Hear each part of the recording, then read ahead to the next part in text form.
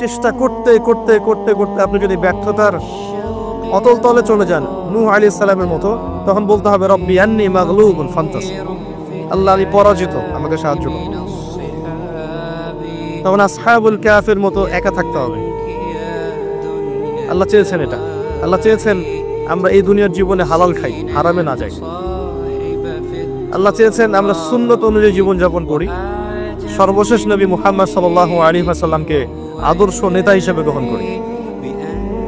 আল্লাহ চেয়েছেন আমরা তার দ্বীনের দাওয়াত মানুষকে দেই, তা'মুরুনা বিল মা'রুফ তানহাউনা আনিল মুনকার, তোমরা শ্রেষ্ঠ জাতি, কুনতুম খায়রা উম্মাহ উখরিজাত লিন-নাস, তোমাদেরকে মানব জাতির কল্যাণের জন্য বের করা হয়েছে। দুটো কাজ দিয়ে, সৎ কাজের আদেশ করবে, অসৎ কাজে নিষেধ করবে। আল্লাহ চেয়েছেন আমরা দ্বীনের দাওয়াত দেই। আল্লাহ চেয়েছেন আল্লাহর জমিনে আল্লাহর দ্বীন প্রতিষ্ঠা হোক, এই ফিকির আমরা করি, এই চিন্তা ভাবনা আমরা করি এবং সেই চেষ্টা করি। আল্লাহ চেয়েছেন আমরা ঐক্যবদ্ধ থাকি, বিভক্ত না হই। আল্লাহ চেয়েছেন আমাদের মেয়েরা যেন পর্দা করে, জীবন চলে গেলেও পর্দা না ছাড়ে। 200টা কুকুর শিয়ালের সামনে দাঁড়িয়ে হলেও যেন পর্দা রক্ষার স্লোগান দেয়। আল্লাহ এটা চেয়েছেন, আল্লাহ এগুলো চেয়েছেন। এগুলো কি আল্লাহর অন্যায়? হ্যাঁ আমার প্রিয় মুসলিম ভাইরা, প্রত্যেকটা ঘটনার পিছনে আমাদের জন্য নিদর্শন আছে। আল্লাহর বান্দা বান্দীদেরকে আল্লাহর দিন থেকে সরানোর জন্য শয়তানি শক্তির অপতৎপরতার শেষ নাই। আপনাকে আমাকে প্রথমে যে কাজটা করতে হবে, তাদের প্রতিটা অপতৎপরতার শেকড় খুঁজে বের করতে হবে, চিহ্নিত করতে হবে, তারপরে আপনাকে সলিউশনে আসতে হবে। তারও আগে আমাদেরকে দুনিয়ার জীবনটাকে গুরুত্বের সাথে গ্রহণ করতে হবে। এই জীবন আমার একটা মাত্র উদ্দেশ্যে আল্লাহ পাক দিয়েছেন, যেন আমি জান্নাতে যেতে পারি। জান্নাতে যাওয়ার পথে যেই আমার বাধা হবে তাকে আমাকে অ্যাভয়েড করতে হবে, সে যেই হোক না কেন। তারপরে আল্লাহ আমার কাছে যে কাজ চেয়েছেন, ফরজিয়াত, ওয়াজিব সমূহ, সুন্নাত, এগুলোকে আমাকে পাবন করতে হবে। আমাকে ইলম অর্জন করতে হবে, আমাকে জানা অনুযায়ী আমল করতে হবে, আমার পরিবারটাকে গঠন করতে হবে নববীর আদর্শে। আবারও বলছি, গঠন করার ক্ষেত্রে গিয়ে যদি বলতে বলতে দাওয়াত প্রদান করতে করতে করতে করতে কাজ না হয়, আপনি আসহাবুল কাহফ হয়ে যান। এছাড়া কোনো অপশন নাই। নাহলে এই পারিবারিক ফিতনা আপনাকে দিন থেকে সরাই দিবে। পারিবারিক ফিতনা আপনাকে দিন থেকে সরাই দিবে। আপনাকে তারপরে হালাল রিজিক সার্চ করতে হবে, নিজের জান মাল সময় শ্রম দিয়ে দিনের ফিকির করতে হবে। দিনটা কিভাবে টিকে থাকে, দিন টিকে না থাকলে আমরা টিকে থাকতে পারবো না। এই পৃথিবীতে মুসলিম জাতি সম্মানিত হয়েছে শুধুমাত্র দিনের কারণে। এই দিন যদি আমরা আমাদের খেয়ানত করি, আমরাও আর সম্মানের জায়গায় থাকবো না, লাঞ্ছিত হয়ে যাব। আল্লাহ পাক হেফাজত করুন। আমাদের মা বোনদের প্রতি খাস নজর রাখতে হবে, তাদের দিকে আমাদের খাস নজর রাখতে হবে, তাদেরকে শিক্ষিত করতে হবে, তাদের নিরাপদ পরিবেশের ব্যবস্থা করতে হবে, তাদের মাঝে দিনের হালাকা বাড়াতে হবে। কোনো অপশক্তি যেন ওদেরকে আল্লাহর পথ থেকে সরিয়ে নিয়ে শয়তানের দাসত্ব করাতে না পারে, খেয়াল রাখতে হবে। তাদের আব্রু যেন রক্ষা করার প্রয়াস তারা পায়, এই সুযোগ আমাদেরকে করে দিতে হবে। আমাদের ছেলে মেয়েরা যারা বড় হচ্ছে, আপনার ছেলে আমার মেয়ে, আমার মেয়ে আপনার ছেলে, এদেরকে এমনভাবে মানুষ করতে হবে যেন আগামী 10-20 বছর পরের যে বিশ্বটা আসবে, ওই বিশ্বটাকে যেন ওরা চ্যালেঞ্জ করতে পারে। গরু ছাগল মানুষ করার কোনো দরকার নাই, গবাদি পশু বড় করার কোনো দরকার নাই। এসব বাচ্চা কাচ্চা থাকার চেয়ে না থাকা ভালো। প্রত্যেকটা ঘরে ঘরে একটা করে ইসমাইল তৈরি করেন, প্রত্যেকটা ঘরে ঘরে একটা করে ইসমাইল তৈরি করেন, একটা করে খালিদ তৈরি করেন, একটা করে ওমর তৈরি করেন। বাচ্চা একটা নেন, একটাকে ওমর বানান, প্রয়োজন একটা নেন, একটাকে ওমর বানান। একটা মেয়ে হলে ওই মেয়েটাকে আপনি খাদিজা বানান রাদিয়াল্লাহু আনহা, মারিয়াম বানান আলাইহিস সালাম,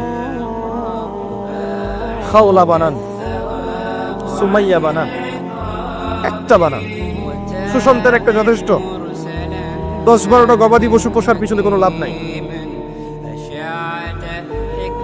আপনি ফিউচার প্ল্যান করেন, আগামী 10-20-30 বছর পর কি করতে যাচ্ছেন, এই সময়টুকুতে আপনি কি চাচ্ছেন, আপনার জীবন নিয়ে আপনার পরিকল্পনা কি।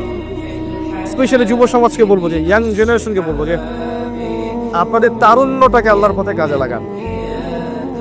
আরশের ছায়ায় যদি ছায়া পেতে চান, আপনাকে আপনার যৌবনটাকে আল্লাহর পথে ঢালতেই হবে।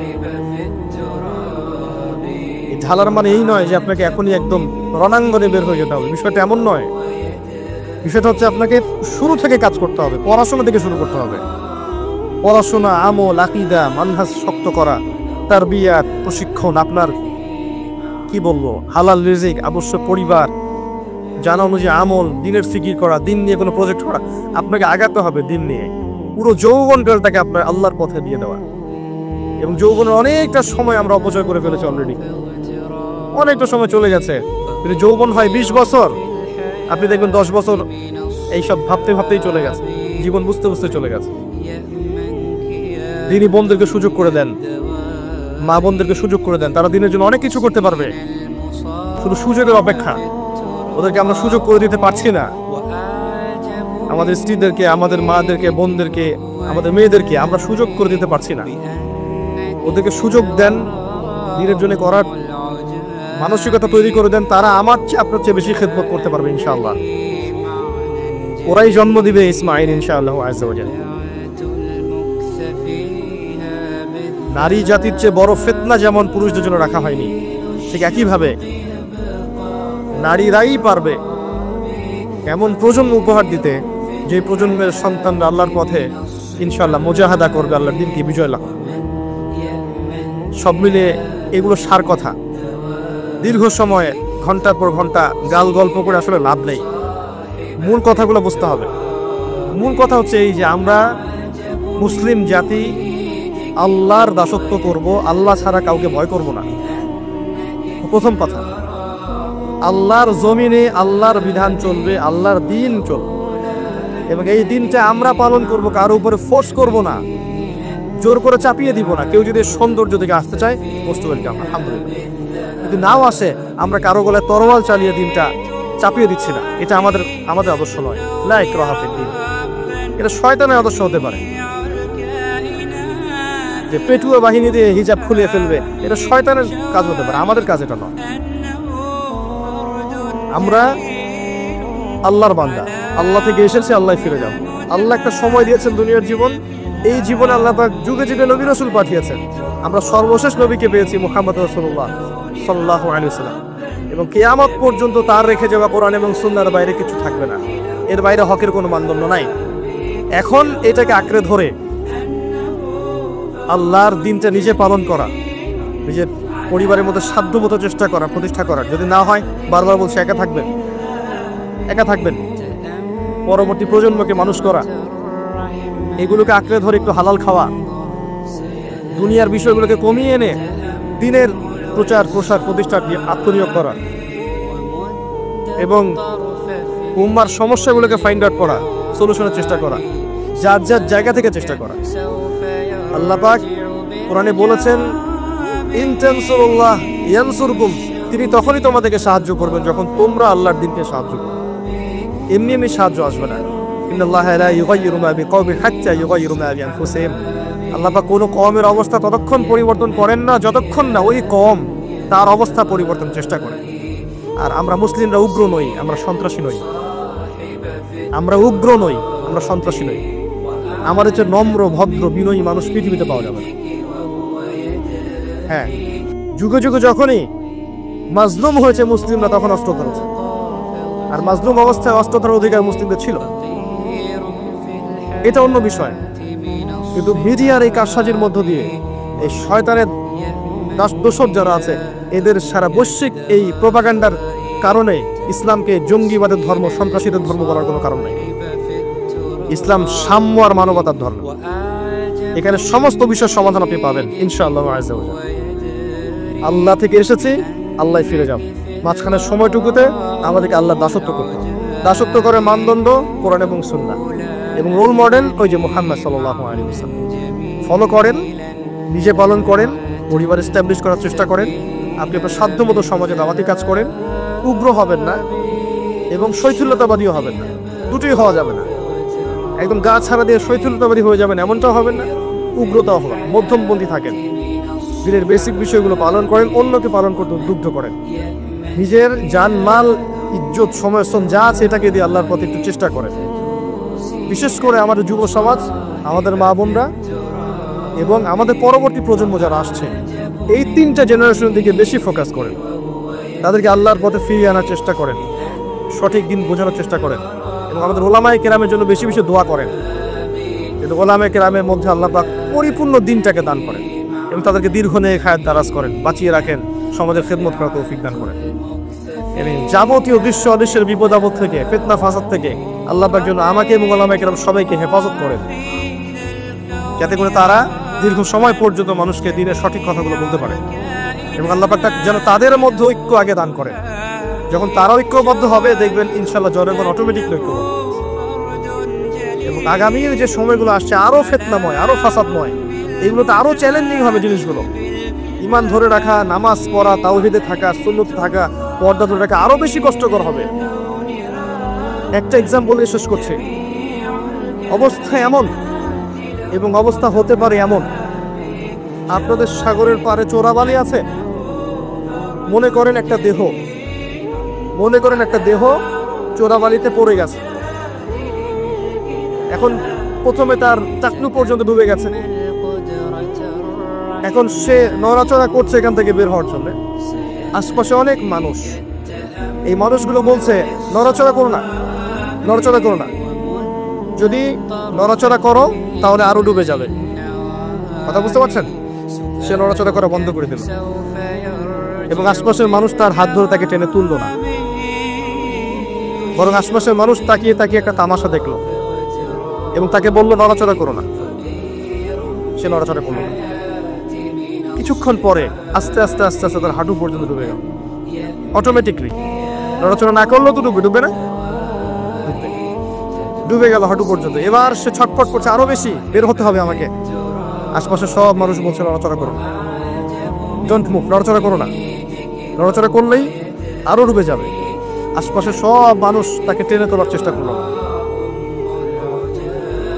এরপরে তার কোমর ডুবলো, এরপর তার বুকটা ডুবলো, এরপর তার গলা পর্যন্ত ডুবলো। এখন তার মাথাটুকু বাকি আছে। এই মাথাটুকু আপ্রাণ চেষ্টা করছে কিভাবে এখান থেকে বের হওয়া যায়, যান বাঁচানো যায় কিভাবে। এখনো আশপাশে সব মানুষ দাঁড়িয়ে বলছে নড়াচড়া করো না, নড়াচড়া করলে যতটুকু বেঁচে আছো এতটুকু থাকতে পারবে। এই অবস্থায় যদি সে আরেকটু কাল বিলম্ব করে, আজ হোক আর কাল হোক, তার ওই মাথাটুকু ডুবে যাবে ইনশাআল্লাহ। এই হচ্ছে বর্তমান পরিস্থিতিতে মুসলিমদের অবস্থা। কে ওই দেহটাকে টেনে বের করবে? কাদের এই হিম্মত আছে?